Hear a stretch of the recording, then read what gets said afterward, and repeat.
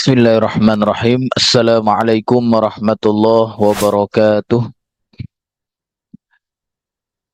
Alhamdulillahi rabbil alamin wa bihi nasta'in ala umurid dunya waddin. Wassalatu wassalamu ala asyrafil anbiya'i wal mursalin wa ala alihi wa ashabihi wa man da'a bi da'watihi wa man ittaba'a sunnatahu ila yaumiddin. Amma ba'du. Jamaah subuh Masjid Syuhada yang senantiasa dirahmati dan diberkahi hidupnya oleh Allah Ta'ala. Kita bersyukur masih diberikan kesempatan oleh Allah untuk beramal soleh. Mudah-mudahan amal soleh yang telah kita kerjakan dan yang sedang kita kerjakan semuanya diterima oleh Allah Subhanahu wa Ta'ala. Amin ya Rabbal Alamin. Bapak Ibu yang dirahmati Allah, hari ini saya akan menyampaikan adab yang terkait dengan al-imarah, ya.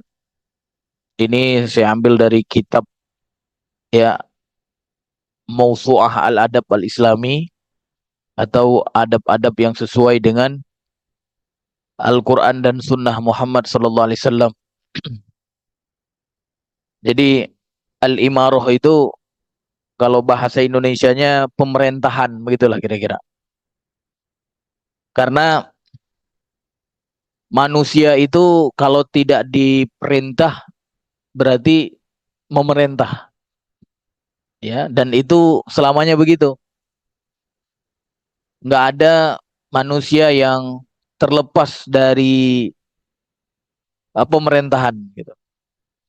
Bahkan memang syariat kita Nabi Muhammad SAW sudah menyebutkan tidak boleh kosong dari kepemimpinan atau kepemerintahan. Bahkan kalau kita sedang melakukan perjalanan pun kita disuruh angkat pemerintah, gitu. Angkat pemimpin, gitu. Ya. Maka terkadang manusia diserahi suatu tugas, suatu tanggung jawab kepemimpinan dalam lingkup kecil ataupun besar. Atau semisalnya ia diangkat menjadi pemimpin masyarakat umum atau masyarakat tertentu, dipercaya untuk memimpin suatu pekerjaan, atau ia ditunjuk sebagai pemimpin daerah tertentu. Allah Ta'ala pasti akan meminta pertanggungjawabannya atas apa saja yang mereka pimpin. Ya, jadi semua manusia yang mendapatkan kepemimpinan, dia harus sadar, Pak, harus sadar bahwa semua yang dia lakukan dia akan diminta pertanggungjawaban oleh Allah Subhanahu wa Ta'ala, ya. Oleh karena itu Allah Ta'ala telah menetapkan hukum syar'i sebagai kode etik, ya, sebagai adab di dalam pemerintahan. Nah, makanya hari ini kita akan bacakan beberapa adab yang terkait dengan pemerintahan itu. Kode etik lah, begitu, ya. Sehingga apa? Sehingga kita tidak salah sikap, gitu, di dalam menyikapi pemerintahan atau imarah di saat kita dipimpin atau di saat kita memimpin. Yang pertama apa, Pak? Adab imarah itu niat yang baik. Dalam menerima jabatan pemerintahan, ia seorang manusia, khususnya seorang muslim, berniat semata-mata untuk menegakkan apa yang telah ditetapkan oleh Allah Ta'ala, demi meraih ganjaran yang besar dan menggapai apa yang dijanjikan Allah kepadanya. Jika ia melaksanakan tanggung jawab tersebut dengan baik, sebab semua pekerjaan tergantung kepada niat pelakunya. Jabatan sebagai pemimpin memerlukan kesiapan dan merupakan suatu beban tanggung jawab, bukan sebuah kehormatan dan kemuliaan. Jadi siapapun yang ingin jadi pemimpin, gitu, ya, berarti apa, Pak? Niatnya harus benar, gitu. Niatnya yaitu untuk menegakkan apa yang telah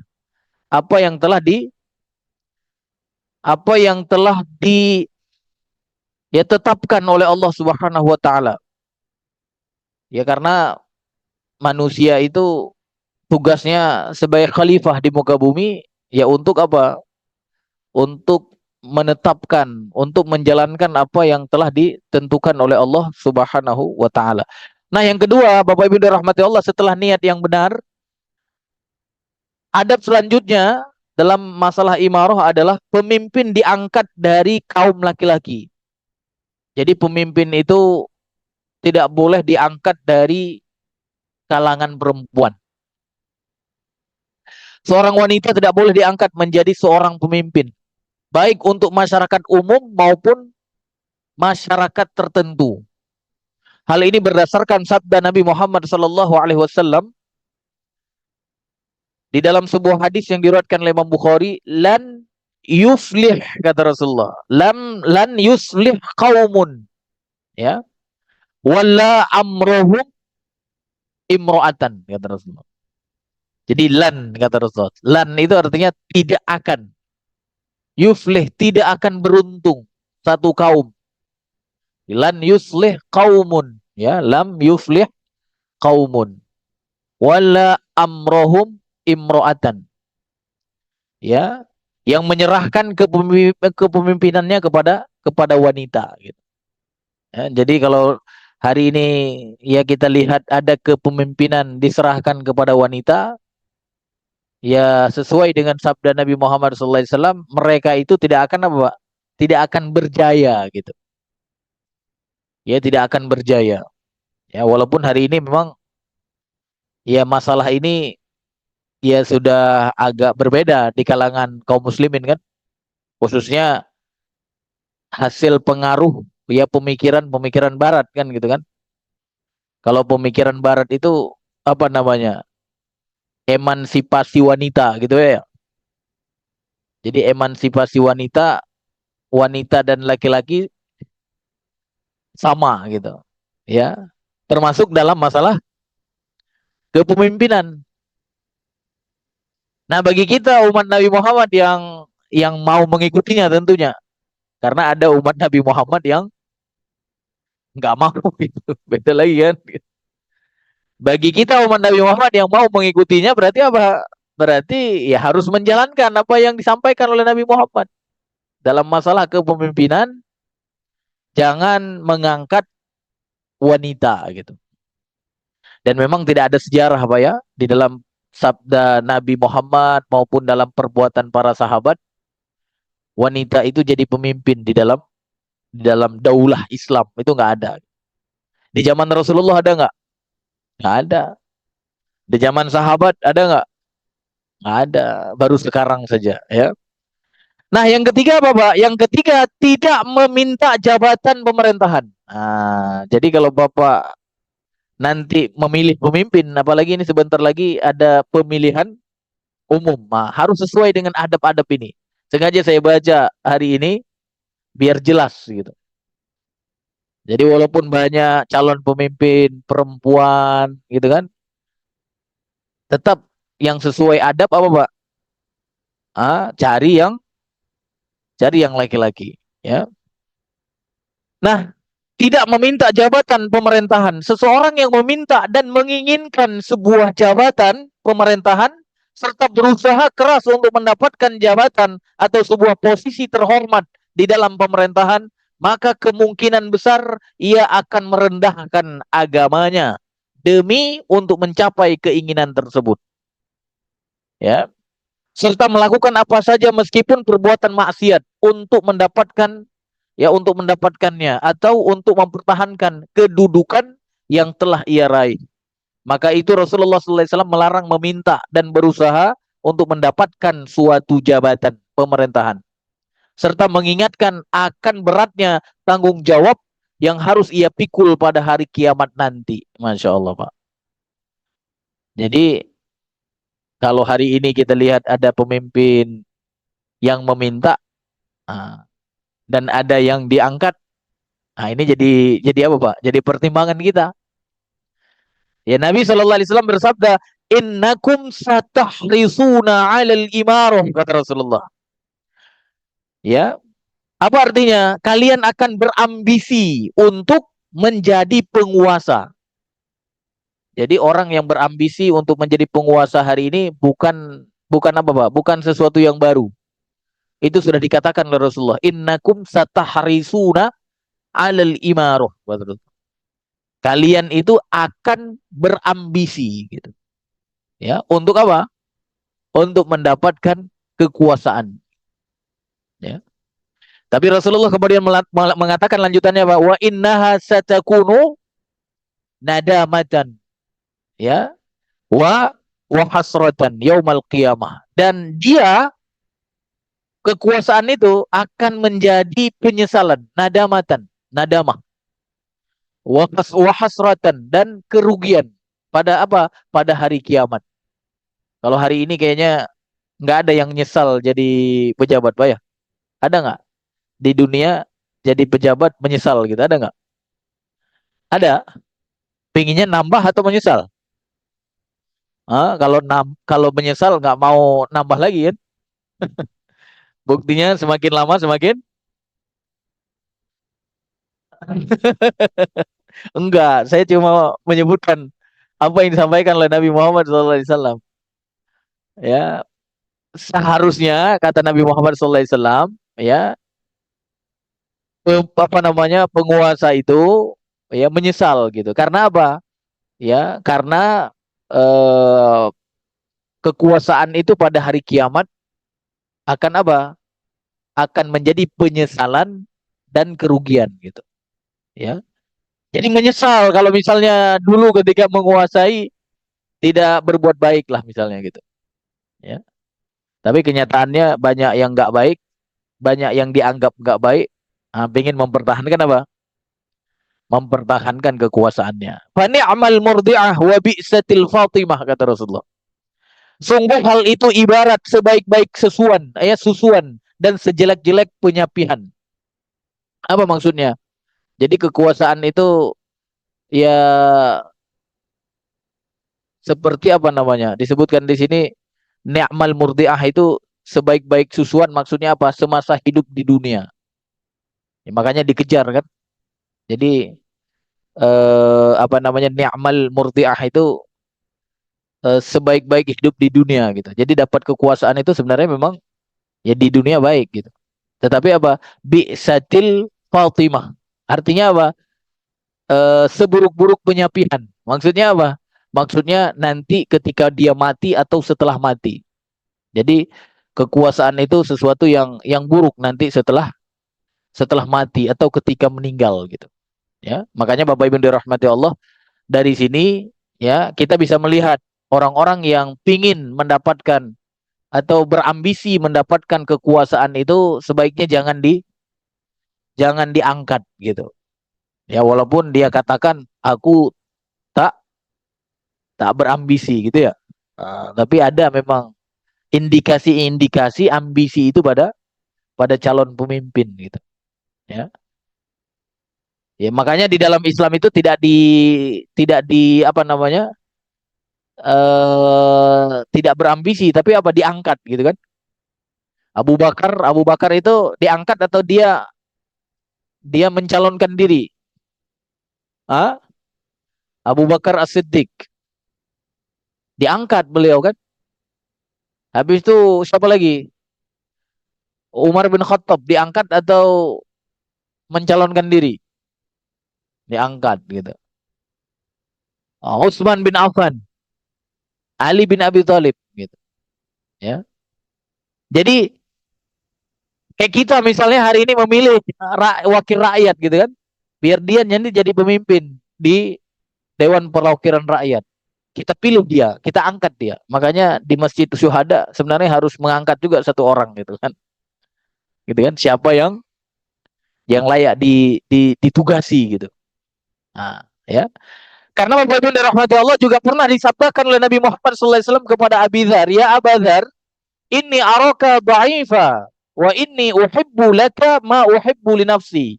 La ta'amuranna ala itsnain wa la tawallayanna malal yatim. Wahai Abu Dzar, kata Rasulullah, aku melihat kamu seorang yang lemah dan aku menyukai bagi dirimu apa yang aku sukai bagi diriku. Janganlah kamu memimpin dua orang. Ya, apalagi lebih. Ya, dan janganlah kamu mengurus harta anak yatim. Maksudnya apa, Pak? Maksudnya meminta jabatan itu bukan sesuatu yang dianjurkan gitu. Apalagi ya kondisinya memang tidak memungkinkan. Ada orang yang lemah, ada orang yang kuat. Jadi kalau merasa lemah, nggak usah Pak minta-minta. Bahkan kalau diangkat pun sebaiknya apa? Menolak gitu. Kalau merasa dirinya lemah. Cuma masalahnya yang melihat kelemahan seseorang itu atau melihat kelemahan diri itu bukan diri sendiri gitu. Yang melihat kelemahan itu adalah orang di sekitar kita gitu. Makanya Rasulullah melihat Abu Dzar kan, sesungguhnya ente wahai Abu Dzar lemah gitu. Ketika Abu Dzar pernah minta kekuasaan, pernah minta apa? Diberikan jabatan. Jadi kalau kita lihat dia lemah dalam masalah apa misalnya, jangan kita jadikan dia sebagai pemimpin. Kalau bisa katakan kepada dia, hei ente lemah dalam masalah ini gitu. Ya, benar gak Pak? Nah, di antara calon presiden misalnya, Bapak lihat, ini kayaknya dia lemah nih. Ya, Bapak langsung datengin gitu, datengin. Ente lemah. Aku mencintai ya apa yang ada pada ente seperti aku mencintai apa yang ada pada diriku gitu kan. Masya Allah gitu kan. Jadi ketika aku katakan ente lemah bukan karena aku tidak sukai engkau, tapi apa? Karena aku mencintai engkau gitu. Ya. Jadi itu bagus, Pak. Ya. Jadi katakan kepadanya, ente lemah gitu, ente lemah. Gitu. Ya, pernah nggak kita seperti itu, Pak? Jadi kalau ada calon gitu ya, datang ke rumah kita gitu kan, dia kemudian apa namanya meminta suara kita gitu kan, dan kemudian kita katakan kepadanya, wahai saudaraku, seperti Rasulullah katakan, ya wahai Abidan, ya innaka dha'ifa, sesungguhnya engkau itu lemah gitu. Ngamuk kita Pak ya, kalau dibilang lemah ngamuk, ngamuk gitu. Ya tapi begitulah Pak ya. Ya kita maunya citra kadang ya. Ya. Nah, kemudian Bapak Ibu dirahmati Allah terkait dengan tidak boleh meminta jabatan itu disebutkan juga dalam hadis yang lain, hadis yang diriwayatkan oleh Imam Bukhari ya, dan ini perkataan Rasulullah kepada Abdurrahman bin Samurah. Ya Abdurrahman bin Samurah, kata Rasulullah, la tas'alil imarah. Ya, wahai Abdurrahman, janganlah engkau meminta jabatan pemerintahan. Fa innaka in utitaha an mas'alatin wukilta ilaiha. Masya Allah. Ya. Bila jabatan itu diberikan kepadamu karena engkau memintanya, nah, niscaya jabatan tersebut sepenuhnya akan dibebankan. Jadi kata Rasulullah kepada Abdurrahman bin Samurah tadi apa? Jangan minta jabatan. Kalau diberikan ya jabatan kepadamu karena kamu minta, karena diminta gitu kan, maka apa? Akan dibebankan kepadamu. Maksudnya apa, Pak? Akan dibebankan. Allah tak tolong gitu. Allah tidak akan menolongnya. Kalau jabatan yang diberikan itu karena diminta gitu. Tetapi kata Rasulullah SAW kepada Abdurrahman bin Samurah ini apa? Wa in utitaha an ghairi mas'alatin ya u'inta alaiha. Masya Allah. Ya. Namun bila jabatan tersebut diberikan bukan karena permintaanmu, maka engkau akan dibantu dalam mengembannya. Nah, paham nggak Pak?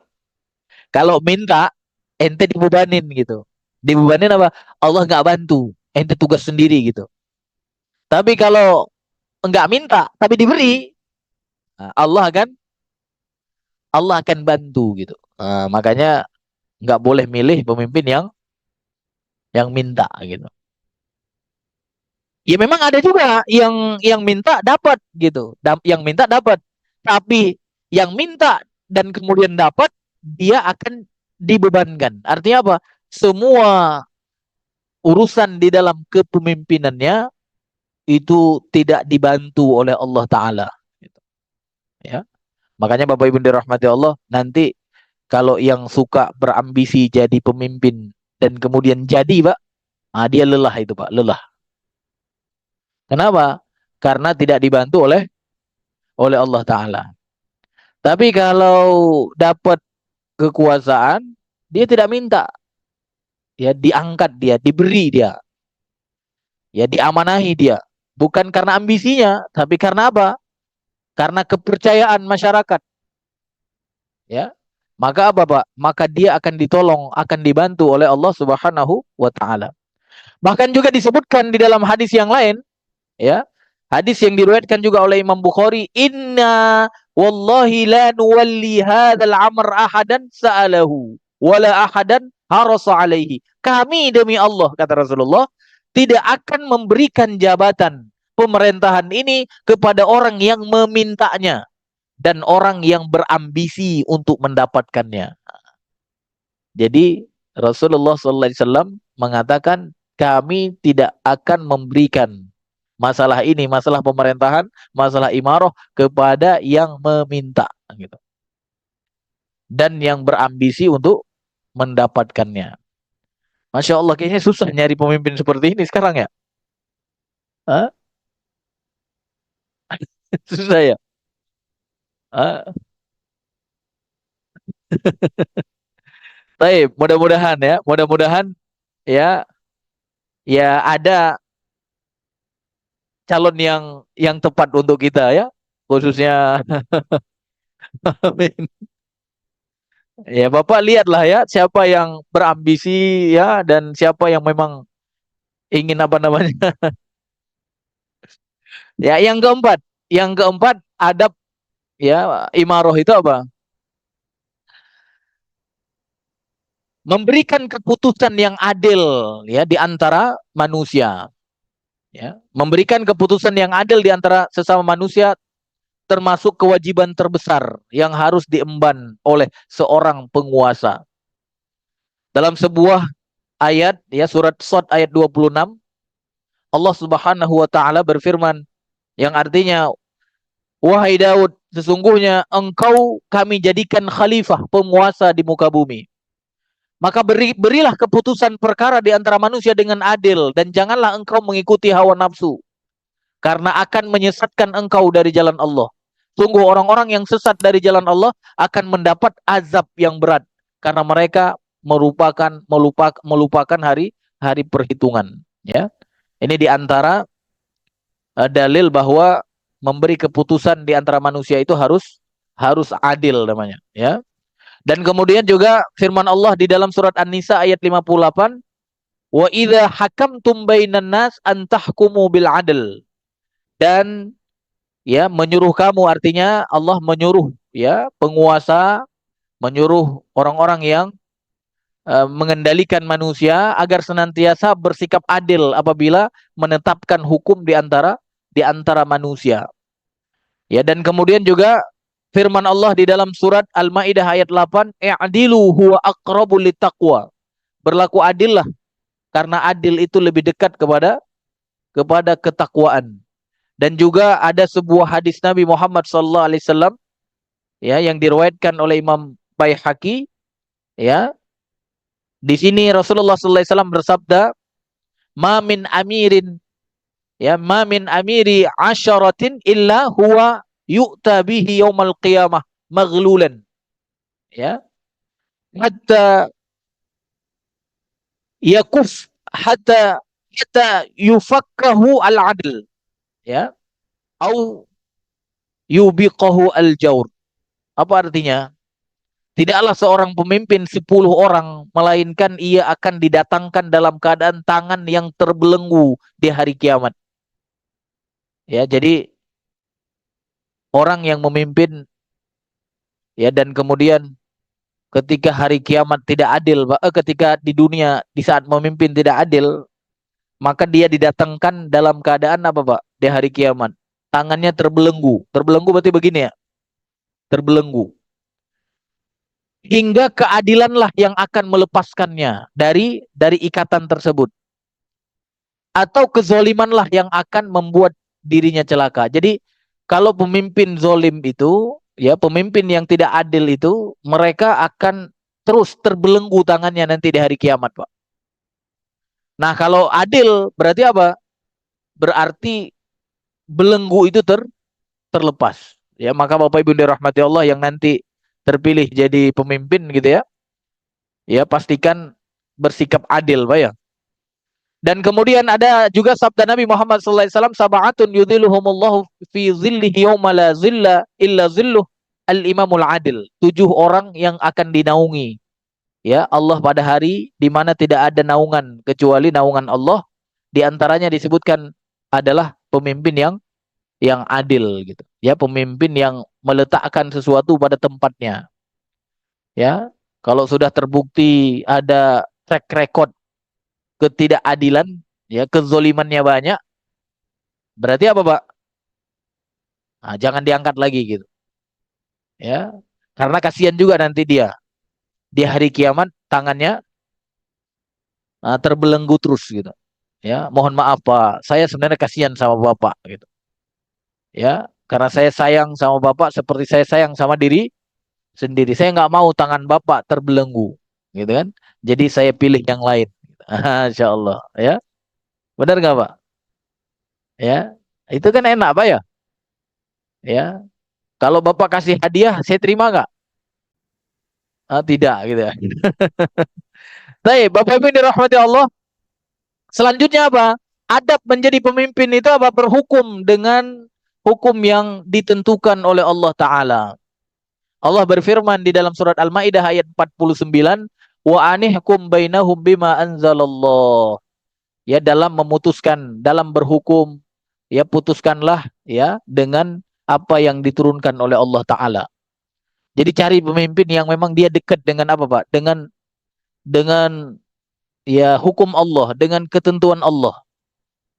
Ya jangan sampai yang takut gitu dengan ketentuan Allah, apalagi sampai mengingkari ya ketentuan Allah. Jangan ya. Cari yang memang ada keinginan ya, minimal tidak pernah apa? Tidak pernah membenci ya hukum-hukum yang ada di dalam Al-Quran dan Sunnah Nabi Muhammad Sallallahu Alaihi Wasallam. Nah, kemudian apa Pak? Yang keenam, tidak menutup diri untuk memenuhi kebutuhan rakyat. Nah, tidak menutup diri untuk memenuhi ya kebutuhan rakyat. Seharusnya seorang pemimpin membuka pintunya untuk memenuhi semua kebutuhan masyarakat dan pengaduan orang-orang yang teraniaya, mendekati dan mendengarkan keluhan mereka, serta tidak menutup diri dan mengunci pintu dari mereka yang ia pimpin. Rasulullah SAW pernah bersabda dalam sebuah hadis yang diriwayatkan oleh Imam Ahmad, Imam Tirmizi, ya, ma min imam awalin yughliq babahu duna dzawil hajah wal khallah wal maskanah illa aghlaqallahu azza wa jalla abwabas sama duna ya khallatihi wa hajatihi wa maskanatihi. Tidaklah seorang pemimpin kata Rasulullah atau seorang penguasa menutup pintunya dari orang-orang yang memiliki kebutuhan, keperluan serta orang-orang fakir, melainkan Allah akan menutup pintu langit dari keperluan, kebutuhan dan hajatnya. Nah, jadi Bapak yang jadi pemimpin jangan sombong, Pak ya. Ketika kampanye ketuk rumah orang gitu ya. Ketika jadi pemimpin nggak mau diketuk gitu. Ini hati-hati Pak. Ya, kalau tidak membuka, tidak mendengar aspirasi rakyat, berarti apa? Allah akan menutup pintu langit dari keperluan, dari kebutuhan dan hajatnya. Ya, artinya bisa jadi hidupnya tidak diberkahi lagi, Pak. Apa yang dikerjakan tidak berhasil gitu ya. Itu artinya apa? Hilang keberkahan gitu. Ya, maka cari Pak, siapa yang kira-kira mau dengar, ya mau membuka apa Pak? Membuka pintu untuk masyarakat. Nah, siapa kira-kira Pak? Hah? Ah, Ya, pokoknya Bapak carilah yang mau membuka pintu. Ya, jangan sampai ngajak foto aja nggak boleh gitu ya. Harus yang membuka diri, Pak ya. Tidak boleh menutup diri, itu adalah adab kekuasaan atau imaroh. Nah, yang ketujuh, senantiasa menasehati rakyatnya dan tidak mengkhianati mereka. Ya, seorang pemimpin seharusnya senantiasa menasehati rakyatnya tentang kebaikan apa saja yang ia ketahui yang berkaitan dengan urusan agama mereka. Nah, berarti apa, Pak? Pemimpin harus paham agama. Rasulullah SAW bersabda, "Ma min amirin yali amrul muslimin, thumma la yajhad lahum wa yansah illa lam yadkhul ma'ahum al-jannah." Tidaklah seorang pemimpin yang mengurusi urusan kaum muslimin, kemudian ia tidak pernah meletihkan dirinya, mencapekkan dirinya untuk mengayomi dan menasehati mereka. Dia maunya main aja, Pak ya. Nggak mencapekkan dirinya mengayomi mereka, mengayomi masyarakat. Tidak mencapekkan diri menasehati masyarakat. Maka kata Rasulullah apa? Melainkan ia tidak akan masuk surga bersama mereka. Jadi tidak akan masuk surga pemimpin seperti itu bersama apa? Bersama kaum muslimin. Jadi nggak pernah menasehati gitu, Pak ya. Ya minimal bisa khutbah lah, Pak ya. Gitu ya. Karena kalau khutbah kan nasihat dengan lisan, Pak ya. Benar nggak? Walaupun walaupun apa namanya? Walaupun nasihat dengan lisan ya tidak cukup gitu kan. Harus juga dengan perbuatan gitu. Ya cari yang mau menasehati gitu. Ketika ngelihat kaum muslimin ada kesalahan, dia mau menasehati. Nah, kemudian apa kata Rasulullah SAW lagi di hadis yang lain? Rasulullah SAW bersabda di dalam hadis yang diriwayatkan oleh Imam Bukhari, "Ma min 'abdin yastar'ihillah ya ra'iyatan yamutu yawma yamut wa huwa ghash li ra'iyatihi illa harramallahu alaihi al-jannah." Tidaklah seorang hamba yang mendapat amanah dari Allah untuk memimpin rakyat, lalu ia meninggal dan pada hari kematiannya dalam keadaan menipu rakyatnya, ya. Melainkan Allah mengharamkan baginya apa? Surga. Jadi kalau ada pemimpin yang zolim dan kemudian meninggal pula dalam keadaan sedang menipu rakyat, belum mengklarifikasi gitu, ya, maka apa? Tidak akan masuk masuk surga. Dan kemudian disebutkan juga oleh Rasulullah di hadis yang lain, ad-dinun nasihah. Alasan, ya, agama itu adalah nasihat. Ya, liman qala lillah wa li kitabihi wa li rasulihi wa li a'immatil muslimin wa ammatihim. Di antaranya di situ disebutkan adalah kepada kaum kaum muslimin. Artinya apa? Nasihat itu dianjurkan. Maka seorang pemimpin harus yang bisa memberikan apa? Memberikan nasihat, ya, dan tidak mengkhianati mereka, ya. Jadi bukan bukan bisa ngasih makan saja, Pak ya. Karena kalau ngasih makan tugas siapa sebenarnya, Pak? Hah? Hah? Kalau ngasih makan dan ngasih nasihat beda nggak? Hah? Yang di sini adabnya bukan kasih makan, tapi kasih nasihat gitu. Ya. Kenapa, Pak? Karena sebenarnya yang ngasih makan itu bukan manusia. Yang ngasih makan itu adalah Allah. Tapi kalau kasih nasihat ikut manusia di situ gitu. Ya. Makanya jangan pernah Pak meyakini rezeki itu diberikan oleh manusia, jangan, ya. Tapi kalau nasihat, nah itu bagian tugas tugas manusia. Tugas Rasul memberi nasihat, tugas ulama memberi nasihat. Maka seorang pemimpin juga harus memberi nasihat, ya. Jadi itu diantara alternatif pilihan kita, Pak ya. Nah, kemudian apa? Yang ke-8, tidak menerima hadiah. Seorang pemimpin, ini hati-hati nih Pak, yang sudah pernah menjadi pemimpin atau akan menjadi pemimpin nanti Pak ya. Ya, jika ada rakyat yang memberikan hadiah kepada seorang penguasa atau seorang pemimpin, hampir dapat dipastikan di balik itu mereka ingin agar pemimpin tersebut dekat dengannya atau menyukai dirinya. Oleh karena itu, Ya, tidaklah layak bagi seorang pemimpin untuk menerima hadiah tersebut, kata Rasulullah. Al hadiah ilal imam ghulul, kata Rasulullah. Al hadiah ilal imam ghulul. Hadiah yang diberikan kepada seorang pemimpin adalah pengkhianatan. Itu hadis yang diriwayatkan oleh ya Imam At-Tabrani, ya. Jadi hadiah yang diberikan kepada imam itu adalah pengkhianatan, ya. Dan juga di hadis yang lain disebutkan oleh Rasulullah sallallahu alaihi wasallam apa?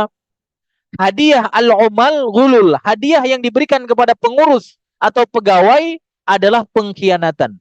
Jadi kepada pemimpin dan kepada pegawai nggak boleh kasih hadiah, Pak. Nanti tunggu dia pensiun saja, Pak. Nah ini tapi yang terjadi memang kalau sekarang ya begitu, Pak ya. Bahkan sampai ke rumah segala kan, gitu kan? Ya nggak boleh, Pak, nggak boleh. Kalau Bapak mau pemimpin itu tetap baik, jangan kasih hadiah kepada dia. Kalau Bapak mau tetap pegawai itu baik, jangan kasih hadiah kepada dia. Karena memberi hadiah kepada mereka pengkhianatan. Ya. Tapi kalau itu masih berlaku terus, ya kebaikan tidak akan muncul. Karena sekarang memang ya dikit-dikit apa Pak? Hadiah. Hadiahnya kepada siapa? Kepada pemimpin. Kenapa nggak Pak kepada yang lain, Pak ya? Ada Pak Andi di sini, gitu kan? Ada yang lain-lain kan? Kenapa nggak diberikan? Kenapa nggak diberikan kepada orang yang tidak punya jabatan? Kenapa tidak diberikan kepada orang yang biasa saja? Kenapa, Pak? Di situ mengindikasikan apa? Hadiah itu punya punya tujuan. Ya, makanya Nabi Shallallahu Alaihi Wasallam di hadis yang lain menyebutkan, Pak. Jadi bukan saya yang katakan bahwa memberi hadiah kepada penguasa, memberi hadiah kepada pegawai punya tujuan, bukan saya. Ya, tapi Rasulullah katakan di antaranya apa? Di sini Rasulullah Shallallahu Alaihi Wasallam mengatakan apa? Ya, yang pertama, siapa di antara kalian yang kami tugaskan untuk memimpin, lalu ia menyembunyikan jarum atau lebih dari itu, maka pada hari kiamat nanti ia akan datang membawanya sebagai seorang pengkhianat. Ya, dan juga di hadis yang lain, Rasulullah SAW ya ceramah amma ba'du kata Rasulullah, mengapa pejabat yang kami angkat berkata, yang ini dari pekerjaan kalian, sementara yang ini khusus dihadiahkan untukku. Ya, mengapa ia tidak duduk saja di rumah ayah dan ibunya lalu menunggu apakah ada orang yang memberikan hadiah atau tidak. Nah, ini hadis yang diriwayatkan oleh Imam Bukhari. Jadi kalau dia duduk di rumah, ya duduk di rumah, nggak jadi pejabat, nggak jadi pegawai, ada nggak yang ngantar hadiah kepada dia, Pak? Nggak ada. Berarti hadiah itu didapatkan gara-gara jabatan dan gara-gara ya status dia sebagai pegawai itu. Makanya Bapak Ibu dirahmati Allah, nanti siapapun yang jadi pemimpin, mulailah kita jangan apa Pak? Jangan menghargai dia dengan hadiah. Nanti saja kita hargai dia dengan hadiah setelah apa Pak? Setelah pensiun Pak. Siap nggak Pak? Ah, jangan-jangan nih begitu terpilih nanti, amin, misalnya gitu kan? Semua datang gitu. Ini Pak, ini Pak, ini Pak. Akhirnya apa? Semua wajah-wajahnya diingat sama pemimpin yang terpilih kan? Akhirnya apa? Nanti sudah pasti hatinya dekat dengan yang ngasih hadiah. Nah, ini nanti jadi pasti hari itu.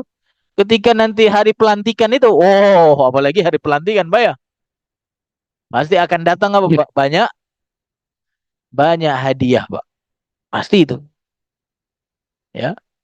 Dan status dia ketika dia sudah terpilih berarti sudah menjadi pemimpin. Biarkan dia bekerja, ya. Biarkan dia bekerja dengan adilnya, maka akan ada kebaikan. Tapi kalau tidak seperti itu, maka tidak akan ada kebaikan. Walaupun pemimpin, ya pemimpin yang menurut kita apa?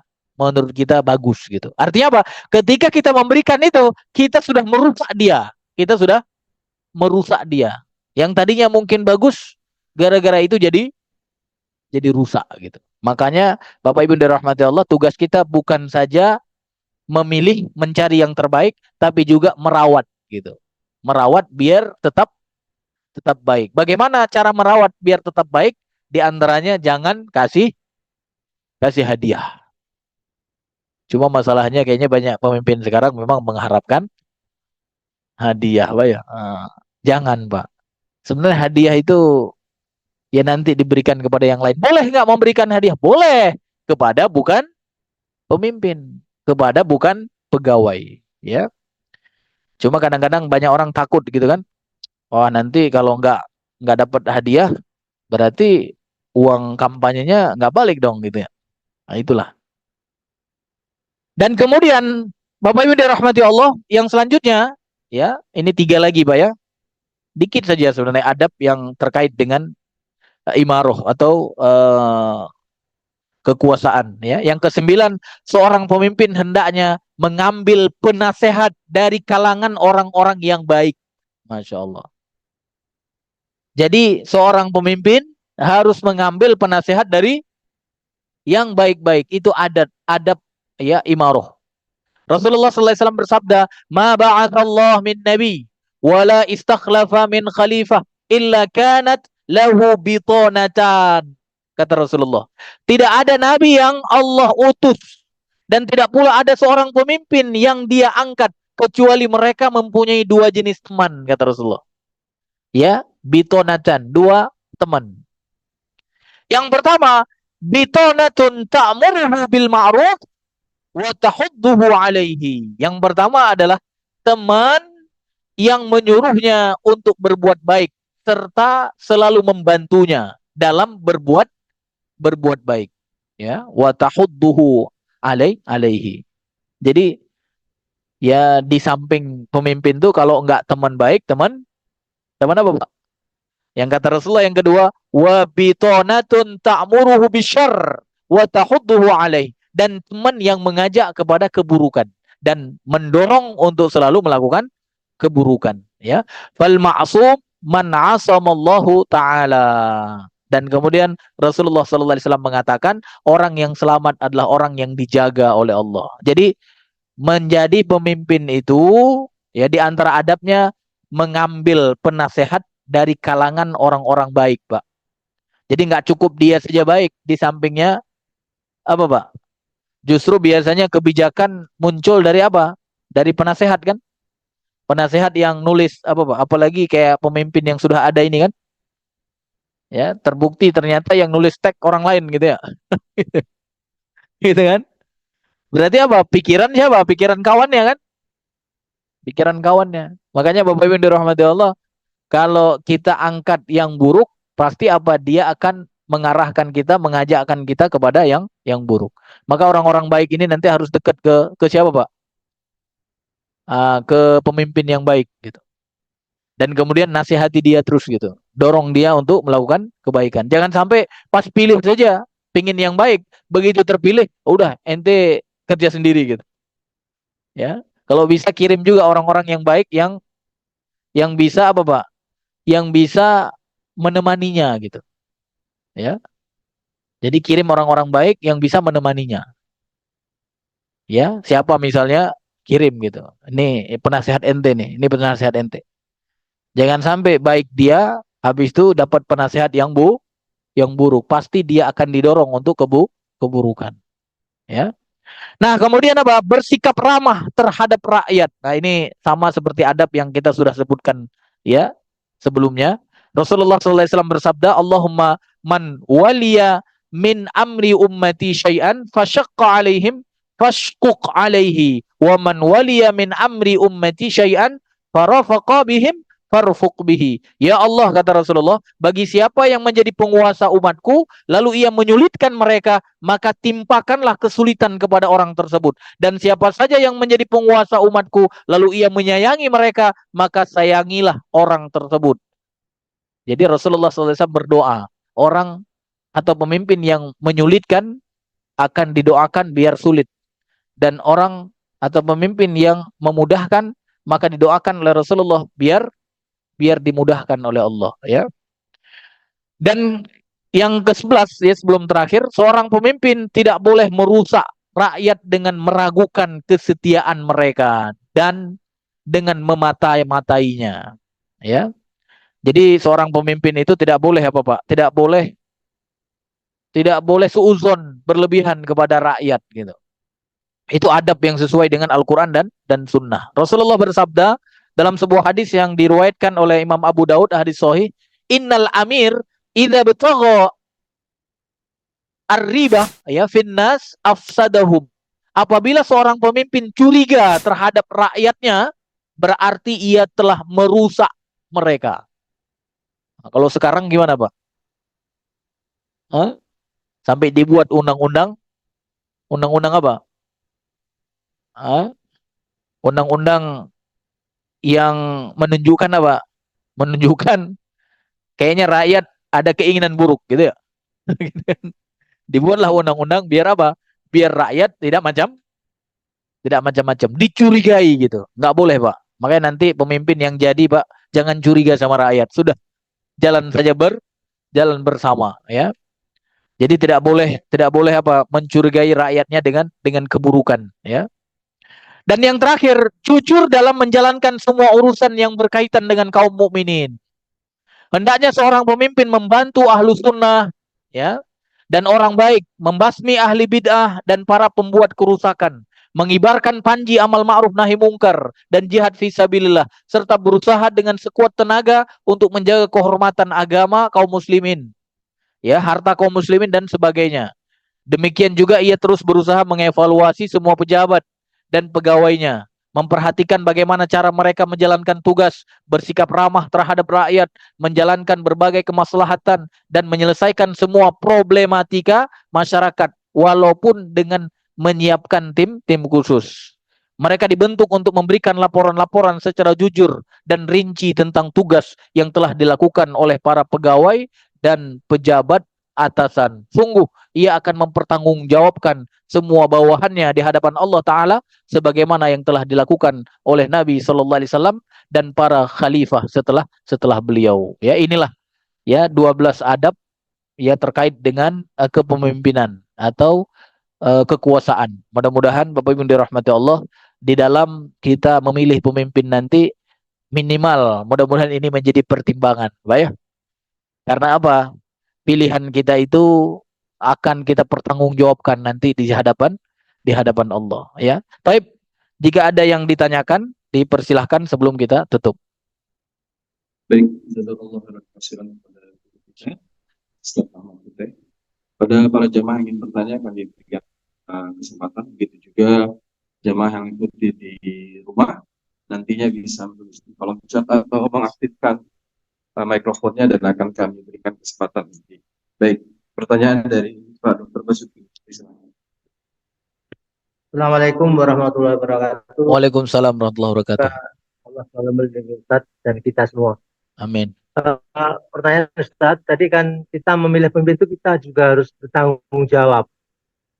Ada yang dengar bahwa kalau kita pilih itu berbohong, kita ikut tanggung misalnya bohongnya itu. Kemudian kalau dia berbuat yang melanggar aturan syariat Allah, kita ikut bertanggung jawab. Mohon penjelasan. Terkait dengan memilih pemimpin dan kemudian dia berbohong dan kemudian dia melakukan kezoliman, disebutkan kezoliman yang dia lakukan dan kebohongan yang dia kerjakan akan berefek dosa pada pemilih. Nah, ini perlu kajian ya, perlu kajian. Karena pada dasarnya di dalam syariat kita itu dosa yang dilakukan oleh orang lain, ya, dosa yang dilakukan oleh orang lain itu tidak berefek ya secara langsung kepada yang lainnya gitu. Ya, itu perlu kajian gitu. Ya. Kecuali memang apa? Kita tahu dia hari ini pembohong gitu. Kita tahu dia hari ini orang zalim. Nah, kita tetap dukung. Nah, itu baru ada konsekuensi. Tapi kalau kita nggak tahu, harapan kita dia baik. Ya, dan kemudian dia jadi orang tidak baik. Apakah ketika dia tidak baik kita berdosa? Nah, itu sudah beda nanti. Ya, sudah beda. Jadi ketika kita tahu dia nggak baik, kita tetap pilih, nah itu baru dosa. Ya, bahkan ya ketika kita lihat dia tidak baik dan dia zalim, tetap kita dukung. Nah itu yang ada ancamannya. Maka di antara ancamannya kalau kita tahu dia zalim, kita tahu dia pembohong, kita tetap pilih, kita tetap dukung. Kan itu di antara ancamannya kan tidak dapat minum di telaga Nabi kan? Kan kata hadis Nabi, saya kunu alaikum umaro misalnya akan ada setelahku, ya saya kunu ba'di umaro, akan ada setelahku kata Rasulullah itu pemimpin-pemimpin. Man dakhala alaihim wa saddaqahum, man dakhala alaihim wa a'anahum bizulmihim wa saddaqahum bikadzibihim. Barang siapa yang masuk ke mereka dan kemudian mereka membantu kezolimannya dan kemudian membenarkan kebohongannya, kata Rasulullah sallallahu alaihi wasallam, falaisa minni. Ya, falaisa minni, dia bukan golonganku. Wa ana walastu minhu, dan aku bukan dari golongan mereka. Ya, wala yaridu 'alal haudi, dan mereka tidak akan mendatangi telagaku. Ya, itu ancamannya. Kalau apa? Sudah tahu dia zalim, sudah tahu dia pembohong, tetap kita pilih, tetap kita dukung, tetap kita benarkan. Tapi kalau kita tidak tahu, ya pertama kita lihat Masya Allah gitu. Tapi setelah itu, baru sebulan jadi pemimpin, atau 100 hari pertama, sudah kelihatan. Apalagi 9 tahun gitu. Enggak, kalau pas pas pas 100 pertama gitu kan. Kan pertama terlihat kan baik gitu kan. 100 pertama, 100 hari pertama udah kelihatan tuh. Udah kelihatan kebohongan dan udah kelihatan kezoliman. Masih didukung juga, masih dibenarkan juga. Ah itu siap-siap. Siap-siap dengan ancaman tadi. Tapi kalau misalnya pertamanya kita dukung karena tadi kita nggak tahu kalau dia nggak baik kan. Habis itu ternyata apa? Terlihat gitu. Dan kemudian kita tidak mendukung lagi. Sudah berlepas. Ya, artinya kita tidak mendukung lagi, kita berlepas, maka apa? Maka kita termasuk umat Nabi. Karena Rasulullah melanjutkan hadis itu apa? Wa man lam yadkhul alaihim walam ya yusaddiquhum bikadzibihim walam yu'inhum bi ya bizulmihim fa huwa minni wa ana minhu wa sayaridu alaihi ya haudi wa sayaridu alal haudi atau kama qala Rasulullah sallallahu alaihi wasallam. Jadi barang siapa yang tidak mendukung lagi kezalimannya, membenarkan lagi kebohongannya, maka kata Rasulullah dia itu umatku dan aku bagian dari mereka dan mereka nanti akan me, menuju atau minum di telagaku. Nah, jadi kalau misalnya kita pertama nggak tahu dan kemudian jadi melihat kezoliman, maka segera apa Pak? Segera tarik gitu. Walaupun ada orang hari ini narik dukungannya bukan bukan pas ketahuan bohong kan, nah, terakhir gitu. Ya, sudah 4 tahun setengah gitu kan. Ya, akhirnya apa? Mundur. Nah, kayak sekarang kan banyak juga yang mundur-mundur ya. Ya, cuma mudah-mudahan ya mundurnya karena apa? Melihat kecurangan, melihat kezoliman, bukan mundur gara-gara apa? Kepentingan kepentingan pribadi, Pak ya. Nah, jadi itu Pak, ya intinya pada dasarnya kalau kita nggak tahu, tidak kita tidak bawa ya jariah keburukan orang lain, ya. Tapi kalau keburukan diri kita sendiri, nah, itu kita bawa. Kalau keburukan orang lain kita tidak bawa. Ya termasuk keburukan orang tua kita, ya. Tapi kalau keburukan kita sendiri bisa jadi kita bawa. Kalau ada yang nirunya, karena Rasulullah SAW pernah bersabda, di mana Rasulullah SAW bersabda yang bunyinya man sanna fil Islam sunnah sayyi'atan falahu wizruha wa wizru man amila biha min ba'dih. Ya, jadi Rasulullah bersabda barang siapa yang mencontohkan keburukan. Jadi seseorang mencontohkan keburukan, ya, dan dia akan mendapatkan dosa dari keburukan itu dan keburukan dari orang yang mengerjakan dan tidak kurang dosa orang yang mencontohnya. Jadi kalau dosa orang kita tidak menanggungnya. Tapi kalau dosa diri sendiri dan ada kemudian yang mencontoh dosa kita, nah kita ada istilahnya apa? Dosa jariah. Tapi kalau dosa orang lain kita tidak bawa. Ya, itu wallahu alam bisawab. Silakan, Pak. Waalaikumsalam. Hanya hubungan dengan zakat Iya, miskin. Apakah pemimpin terpilih itu boleh mengangkat penasehat yang iya, beda akidah, yang selama apa kampanye dia betul-betul mengangkat dan iya, memberi sesuatu kontribusi yang banyak. Saya pernah baca terjemahan Al-Quran bahwa barang siapa yang menunjuk pemimpin di luar iya, yang tidak satu akidah, maka iya, akan itu iya. kalau nggak salah. Baik. Sekian, Pak.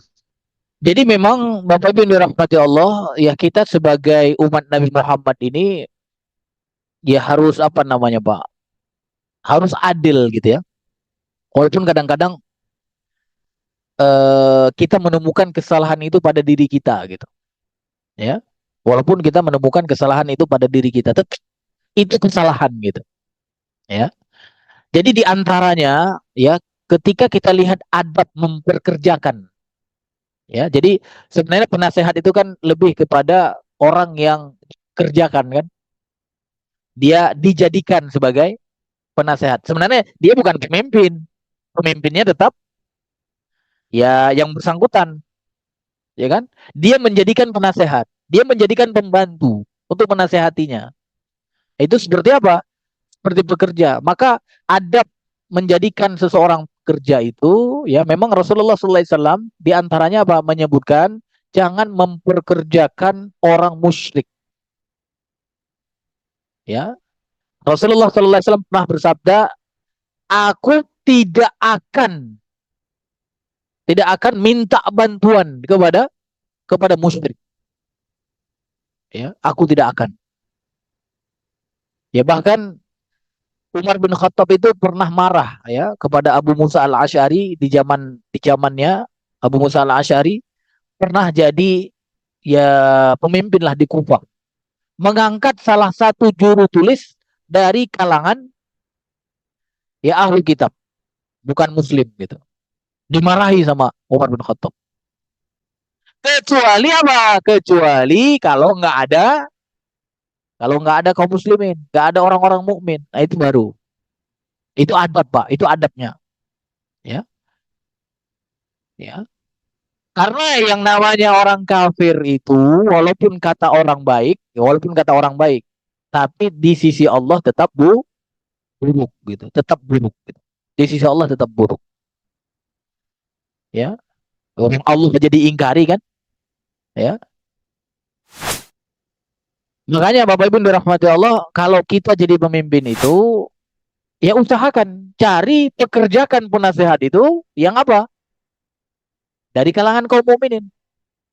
Ya. Ya, di kitab ini juga ada hadis itu, Pak. Nanti kalau mau lihat ada ya. Jadi saya suka baca kitab ini karena apa? Ini adab-adab yang berhubungan dengan ya sekitar kita. Adab dengan Allah, adab dengan pekerja, adab dengan ya. Nah, saya pernah sebut dapat ketika seseorang mempekerjakan orang itu ya, artinya mengambil dia sebagai penasehatkah, kerjakah dan lain sebagainya, maka apa? Di antara adabnya disebutkan oleh Rasulullah sallallahu alaihi wasallam apa, Pak? Yang tadi yang saya sebutkan, Rasulullah sallallahu alaihi wasallam mengatakan, "Aku tidak akan meminta bantuan kepada orang musyrik," gitu ya. Kalau bahasa Arabnya apa? Biar nanti Bapak bisa tahu, kalau lihat di internet gitu ya. Rasulullah sallallahu alaihi wasallam bersabda dalam sebuah hadis yang diriwayatkan oleh Imam Muslim, "Falan asta'inu bimusyrik." Nah, lan asta'inu bimusyrik. Aku tidak akan meminta bantuan kepada orang musyrik, kata Rasulullah. Itu hadis yang diriwayatkan oleh Imam Muslim. Tidak akan gitu. Ya.